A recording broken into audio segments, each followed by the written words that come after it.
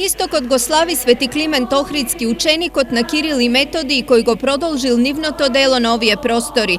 Свети Климент бил познат како еден од најревносните проповедници на православието и прв словенски епископ.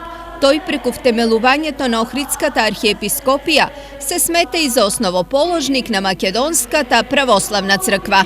Свети Климент по задача и по повик бил дојден во Охрид и бил поставен за прв словенски епископ на старата Величка епархија и го организирал и го создал првиот универзитет на Балканот кој произвел околу 3500 свештеници, учители и различни профили на оспособени христијани. Освен со црквата, името и делото на Свети Климент се поврзува и со писменоста. Свети Климент е и првиот наш учител и книжевник, продолжувач на делото на браќата Кирил и Методий.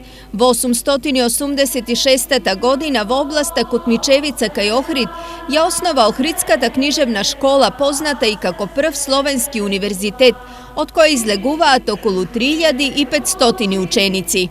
Неговото значење во рамките на нашата книжевна научна мисла и развитокот на нашата книжевна историја се гледа и во фактот што тој е првиот оригинален словенски писател.